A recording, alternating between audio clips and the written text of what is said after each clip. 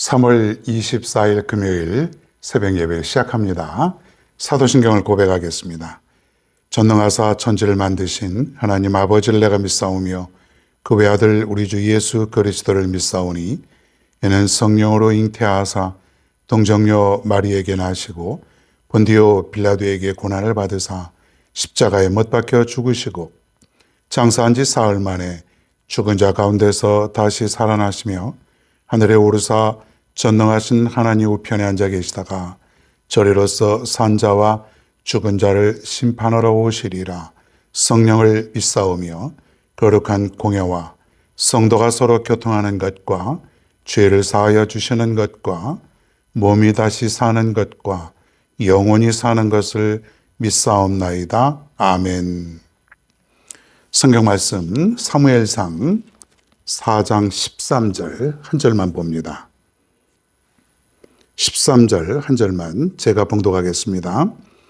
그가 이럴 때는 엘리가 길 옆 자기의 의자에 앉아 기다리며 그의 마음이 하나님의 쾌로 말미암아 떨릴 즈음이라. 그 사람이 성읍에 들어오며 알림에 온 성읍이 부르짖는지라. 아멘.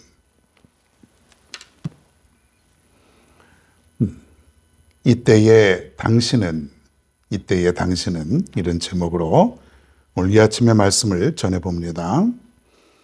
그 사람의 신앙의 진가가 드러날 때가 있습니다. 진가.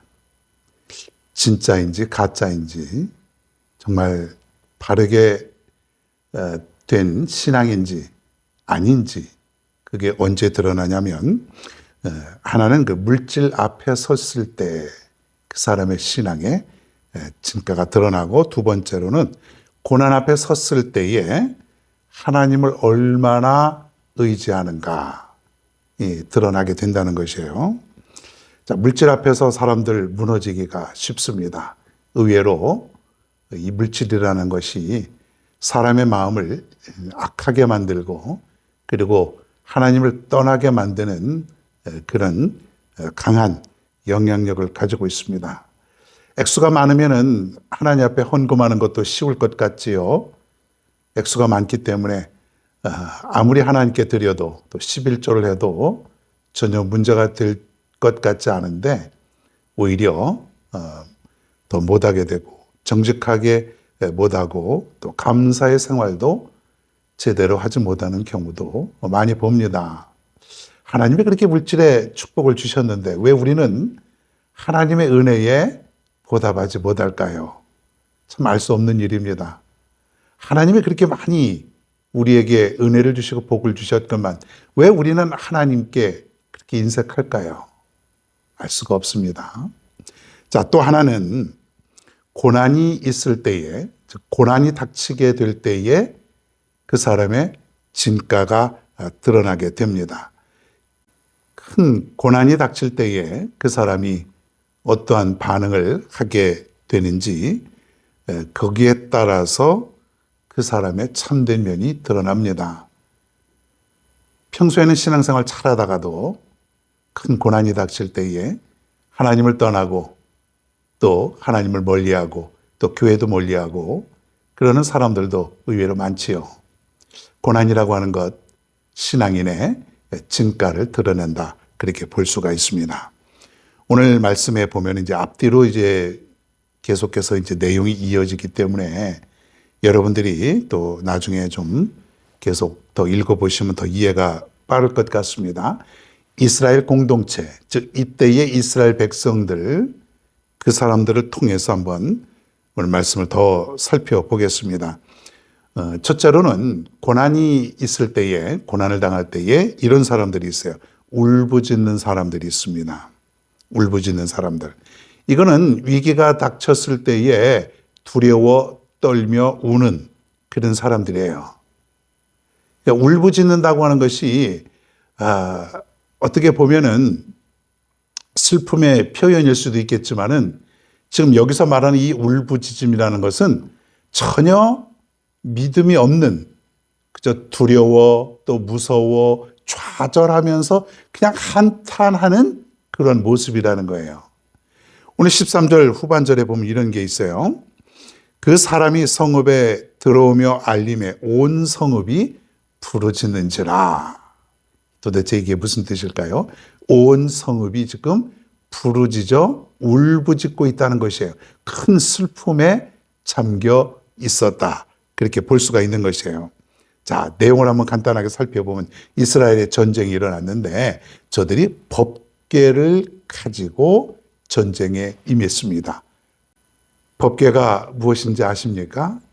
이스라엘 백성들이 광야에서 법궤를 만들었죠. 거기에 십계명, 또 아론의 쌍난 지팡이, 그리고 또 만나를 담은 항아리. 즉 이 법궤라고 하는 것은 하나님의 임재를 상징하는 것이에요. 그러니까 굉장히 영광스러운 것이고 이것을 가지고 저들이 전쟁에 임했을 때 반드시 승리할 수 있다라고 저들은 생각했던 것이에요. 사실은 법궤가 중요한 것이 아니라 하나님이 중요한 것이죠. 그런데도 하여튼 저들은 전쟁에도 패하고 법궤도 빼앗기고 말았던 것이에요. 그래 저들이 얼마나 좌절했겠습니까? 저들이 지금까지 신봉하고 잘 모셔두었던 이 법궤를 그만 블레셋 사람들에게 전쟁에서 빼앗겨버린 것이에요. 그래 얼마나 좌절스럽겠냐 이거예요. 저들이 지금 울부짖는 거예요. 그 소식을 듣고 온 도시의 백성들이 그냥 울고 한탄하고 소리 지르고 그러는 것이죠. 이러한 모습은 하나님을 의지하지 않는 그런 사람들의 모습이라고 하는 것이에요. 그리고 이런 사람들이 있어요. 둔감한 사람들. 둔감한 사람. 뭔가 민감하지 못하고 뭔가 잘 상황 판단을 하지 못하는 그런 사람들이 있어요. 매우 감각이 없는 것이죠. 도대체 지금의 이 상황이 무엇인지 그걸 잘 느끼지 못하고 그러는 사람들이에요. 누구냐면 바로 엘리와 같은 그런 사람이에요. 제사장이죠. 그 누구보다도 영적으로 민감하고 그리고 이 정도는 하나님의 계시를 충분히 받아서 얼마든지 미리 알았어야 되었는데 엘리는 지금 아무것도 모르고 있는 것이에요. 나이도 많고 눈도 잘 보이지 않았지만은 실제적으로는 영적으로 민감하지 못한 영적으로 둔한 사람임을 우리가 보게 되는 것이에요. 영적으로 둔하다. 영적으로 하나님과 교통이 지금 잘 되고 있지 않은 것이죠. 영적으로 민감하고 정말 성령으로 가득 차 있으면은 성령으로 충만한 사람이면은 하나님이 분명히 알려주셨을 터인데 엘리는 아무것도 모르고 있는 것이에요. 그 사람들이 엘리 제사장에게 와서 이제 드디어 전하게 됩니다. 엘리 제사장이요, 우리가 전쟁에 패했습니다. 그리고 무엇보다도 법궤를 빼앗겼습니다. 그리고 제사장님의 두 아들이 전쟁에서 그만 전사했습니다. 이 소식을 들은 거예요. 전쟁에 패하고 자기 자식들 2명이 전쟁터에서 죽고 그리고 법궤는 적들에게 빼앗기고, 그러니까 이 엘리 제사장이 의자에 앉아 있다가 이 소식을 듣고 너무나도 놀라가지고 충격받아가지고 의자에서 넘어져가지고 그만 목이 부러져 엘리 제사장도 여기서 죽게 됩니다. 여러분, 영적으로 민감하지 못하고 성령이 떠난 사람들의 마지막 결과는 이렇다고 하는 것, 여러분 잘 기억할 수 있기를 바랍니다. 우리는 정말 성령이 충만해야 돼요. 하나님의 시시때때로 우리에게 말씀을 들려주시고 그리고 우리에게 여러 가지 모습을 통해서 보여주시는 것을 깨달아야 된다고 하는 것이에요. 도대체 이러한 현상이 무엇 때문에 일어나는지, 왜 그러는지 아무도 모르고 있는 것이에요. 마치 노아의 시대처럼 지금 노아는 방주를 만들고 곧 하나님께서 물로 심판한다고 하시는 그것을 알고 있지만 백성들은 아무도 모르는 거예요. 무딘 거예요. 이 세상이 망하는 건지 아닌지 그냥 먹고 마시고 즐기고 그냥 살아가는 거죠. 저들이 먹고 마시고 즐기고 그냥 살아가는 게 잘못됐다는 것이 아니라 지금의 이 현상에 대해서 노아 외에는 아무도 알지 못했다는 것, 하나님과 상관없이 저들은 이 세상을 살아가고 있다는 것, 여기에 문제가 있다는 것이에요. 여러분, 영적으로 민첩할 수 있기를 바랍니다. 하나님과 여러분이 수시로 교통하여서 늘 하나님의 음성을 듣고 하나님의 뜻을 분별하며 살아갈 수 있는 여러분 모두가 되기를 바랍니다. 그리고 세 번째로 하나님의 뜻을 아는 사람이 있어요. 울부짖는 사람, 또 영적으로 둔감한 사람. 자, 그런데 하나님의 뜻을 아는 사람. 늘 하나님의 뜻이 무엇인지, 하나님께서 이것을 보여주신 것은 여기에 분명한 의미가 있는 것이야.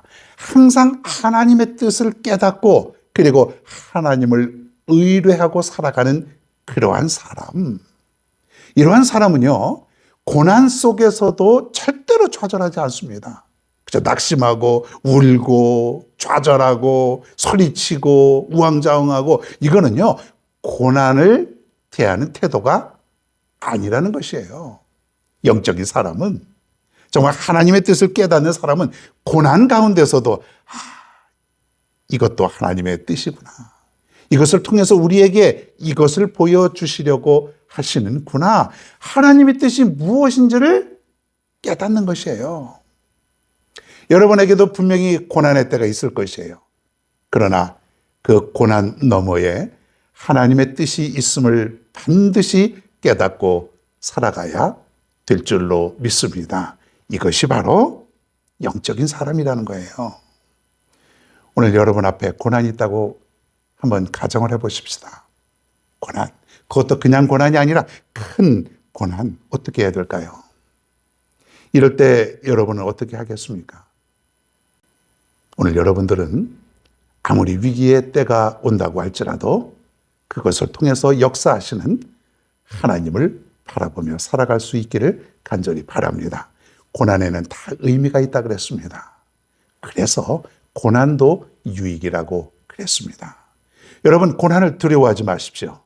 절대로 고난을 두려워하지 마십시오. 오늘 여러분 앞에 있는 고난은 하나님께서 또 다른 기획을 가지고 여러분에게 주시는 그러한 고난이 되겠습니다. 분명히 그 고난은 끝이 나게 될 것이고 언젠가는 그 고난을 통하여서 여러분에게 더욱더 귀하고 강한 모습으로 하나님께서 바꾸어 주신다고 하는 사실 기억하시고, 낙심과 좌절 속에 살아가는 오늘이 아니라 오늘도 하나님이 우리에게 보여주시는 그 기대와 소망을 가지고 살아갈 수 있는 여러분 모두가 되기를 바랍니다.